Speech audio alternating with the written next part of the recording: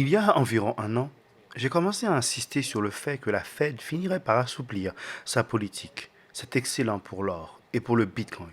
Ce que j'avais dit, c'est que le Bitcoin est en train de mûrir et finira par représenter la moitié de la capitalisation boursière totale de l'or.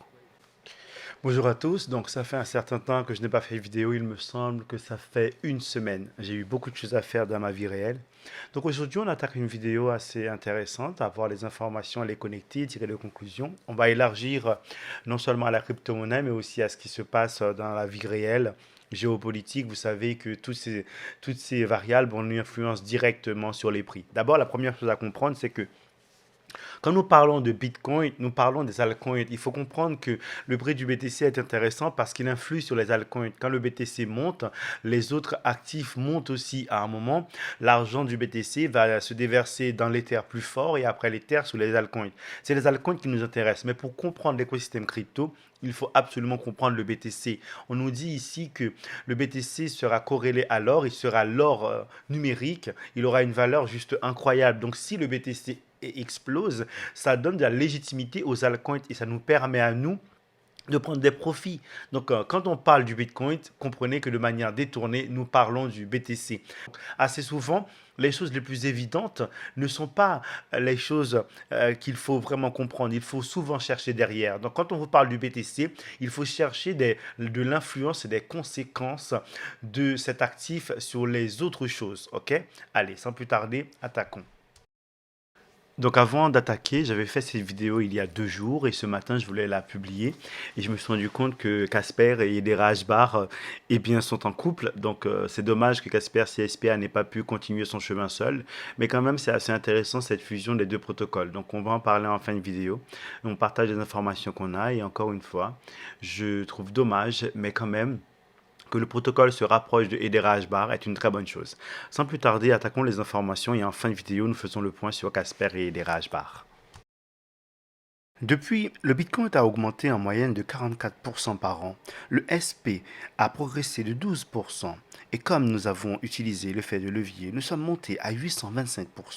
Vos clients ne veulent-ils pas être exposés aux crypto-monnaies? Non, je ne pense pas qu'aucun de mes clients recherche une exposition aux crypto-monnaies.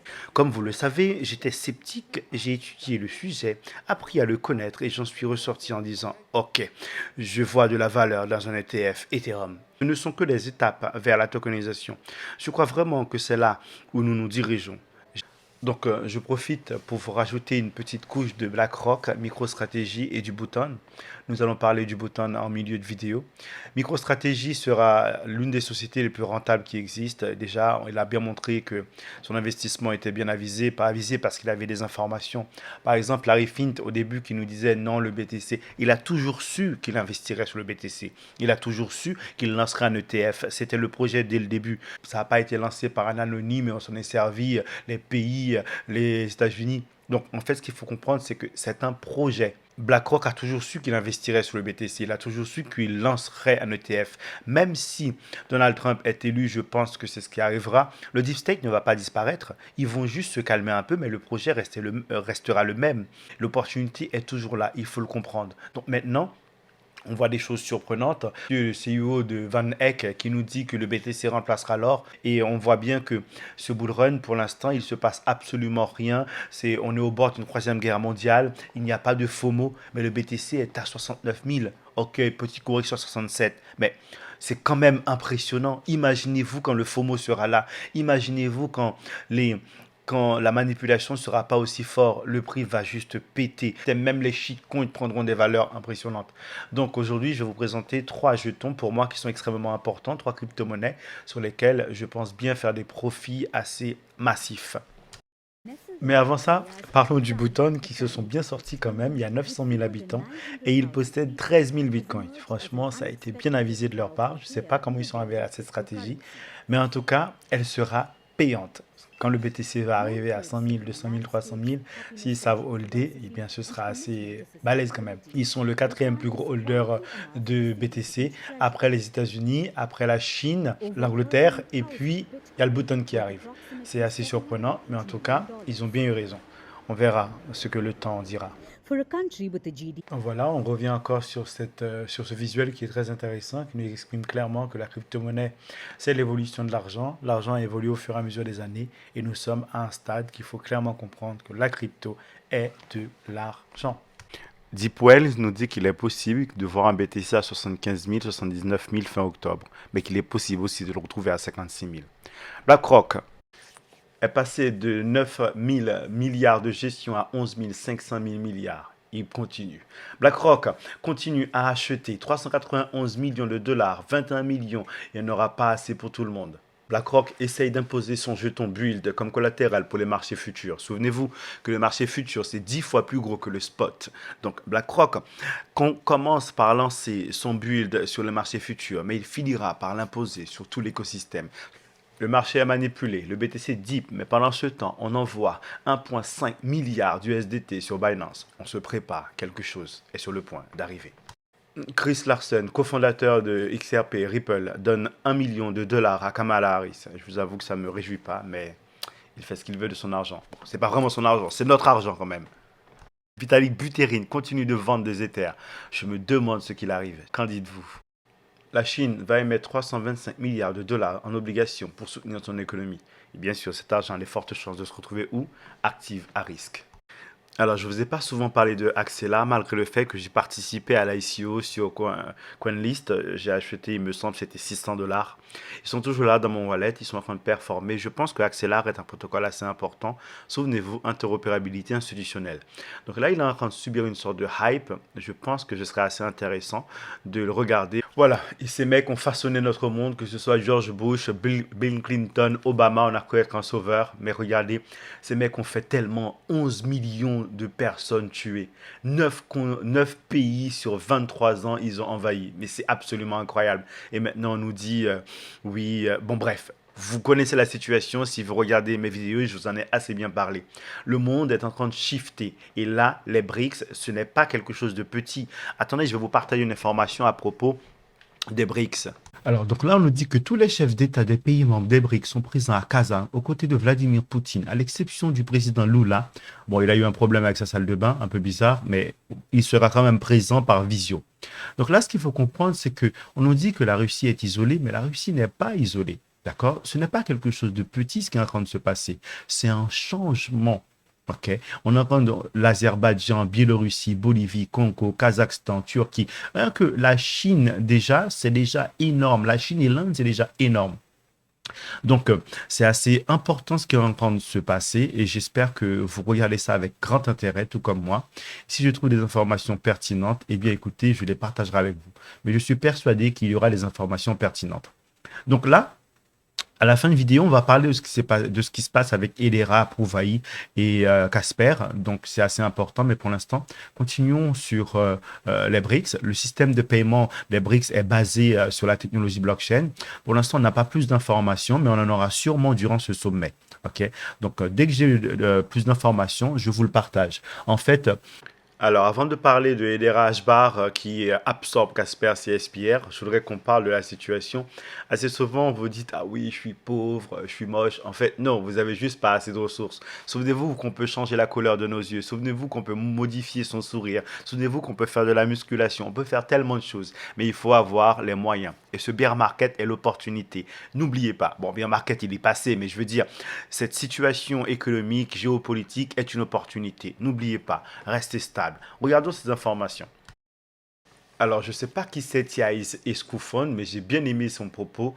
Le plus grand piège du féminisme a été de faire croire aux femmes que travailler 8 heures par jour et confier ses enfants à une nounou égale la liberté. Élever ses enfants et s'occuper du foyer égale l'esclavage. Franchement, c'est juste pour payer plus d'impôts, c'est juste pour pouvoir manipuler et détruire les familles. C'est incroyable. Il faudrait vraiment essayer de tout déconstruire pour revoir la société de la manière qu'elle est structurée. Il y a vraiment des choses à jeter.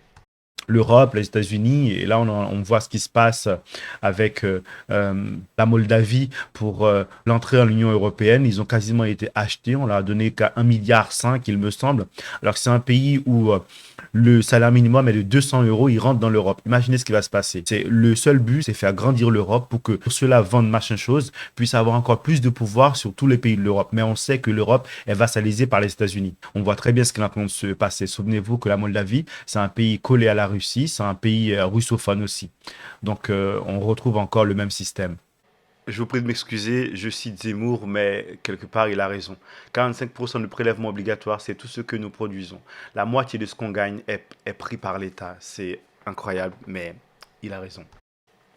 Donc là, on nous dit, vous ne possédez rien et vous serez heureux. Souvenez-vous de tout ça. Ils s'attaquent à la propriété privée, rembourser leurs dettes, pour rembourser leurs dettes. Donc, ce projet de, vous savez, Forum, World Forum économique, le New World Order et tout ce qui s'ensuit, eh bien, vous savez que c'est concrètement lié à la crypto. En fait, quelque part, on est en train de nous-mêmes marcher vers notre perte parce qu'on investit dans la crypto, mais la crypto en soi, c'est amoral. C'est ce qu'on en fait le problème. Donc, comme je vous l'ai toujours dit, ça peut nous mener à notre perte ou bien nous amener à des summums. Donc là, on nous dit que eh bien la propriété privée sera attaquée. Et je crois que c'est vrai. Je ne sais pas comment ils mettront ça en place, mais je pense que c'est vrai. Parce que bah, il faut bien faire en sorte de confisquer tout ça pour qu'on ne puisse rien posséder. Et là, on nous dit, après avoir ruiné la France volontairement, M a encore deux missions à accomplir avant de s'éclipser. Saisir tous les titres de propriété des Français, voler l'épargne de tout le monde, sauf des riches, bien sûr. Donc, l'épargne, la plupart d'entre vous l'avez mis en crypto. Et ensuite, les titres de propriété, bah écoutez, je ne sais pas comment ils vont faire, mais je pense qu'ils trouveront une solution. Après tout, on est le pays le plus taxé quasiment qui existe, hein, certainement d'Europe, avec la moitié de nos ressources qui sont taxées. Et pourtant, regardez les écoles, regardez les routes, regardez ce qui se passe. L'Australie commence à refuser qu'on puisse retirer des liquides. Souvenez-vous qu'en France, il y a de moins en moins de distributeurs de billets. Donc, si on a moins de liquide, eh bien, on devra utiliser plus nos cartes bleues, on sera plus traçable, ce sera plus facile de suivre et plus naturel de mettre en place des systèmes qui permettent de suivre toutes les transactions. Je parle de monnaie numérique de banque centrale. Encore une stratégie mise en place pour tuer les agriculteurs, pour tuer les personnes qui nous nourrissent. 225 euros par vache et par an. Comment ils vont faire ceux qui possèdent 2000, 3000, 5000 têtes de vaches? C'est impossible. Donc clairement, on veut les tuer pour remplacer par l'imprimante 3D, pour remplacer par des verres, des asticots. Bref, franchement, on aurait vu ça il y a 20 ou 30 ans, on aurait dit mais non, c'est impossible. Mais regardez, c'est pourtant en cours. Alors, je vous balance encore mon point de vue. On a l'impression que l'évolution du monde est organique. Non, l'évolution du monde n'est pas organique. Le monde est orienté, est manipulé, est dirigé. Et c'est tout à fait normal. Je veux dire, il faut des leaders. Mais quand les leaders sont plus obscur que lumineux, bien évidemment, c'est compliqué. Donc, là, ce qui est en train de se passer, c'est évident pour tout le monde, c'est une refonte. On voit bien que les valeurs sont inversées. On voit bien des choses qui, il y a 10 ans, étaient inconcevables, aujourd'hui sont banalisées et légitimées. Les amis, on voit bien le taux de natalité qui chute dans tous les pays. On voit bien que des hommes politiques, je veux dire, Ursula von der Leyen, elle est condamnée pour des actes. Il y a des présidents, il y a des ministres qui font de la prison, mais en sursis, mais quand même dirigent le pays. On peut être ministre et ensuite partir dans le privé, mais c'est tout à fait normal que ce soit corrompu. Et toutes ces informations que je vous montre, c'est pour que ce soit clair pour vous.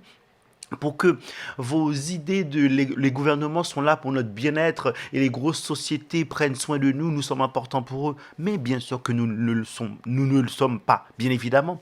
Alors, on comprend clairement que la crypto est une opportunité, le BTC est une opportunité, mais c'est aussi une tentative de nous emprisonner encore plus. Vous avez ces informations et on voit là, on peut avoir une fenêtre juste incroyable. Donc la fenêtre, elle est là, nous avons cette opportunité, nous avons investi durant le bear market, mais moi je ne me fais pas d'illusions, je sais pertinemment que c'est une opportunité, mais dans les deux sens. Donc certains projets vont disparaître. Certains projets sont clairement des scams. Certains projets sont là juste pour nous tirer de l'argent. Et certains projets sont là pour attirer notre attention et pour nous faire accepter la perte de nos libertés, bien évidemment. Mais de l'autre côté, Encore une fois, l'opportunité est là. Maintenant, on va parler de Casper CSPR et Prouvailly qui migre sur Hedera HBAR. On a vu que Medar Parlikar a quitté le protocole. Maintenant, Mrenal Monohar a une tête un peu fatiguée et le protocole semble être en train de changer. Pas, il n'est pas mort, bien évidemment, mais il migre sur Hedera HBAR. Je me demande bien ce qu'il arrive avec ces soi-disant Fortune 500 qui voulaient travailler avec le protocole. Je me demande ce qu'il arrive des contrats intelligents financiers. Pour l'instant, on n'a pas plus d'informations que ça. Mais en tout cas, ce qui est évident, c'est que le protocole est en train de basculer chez Hedera HBAR.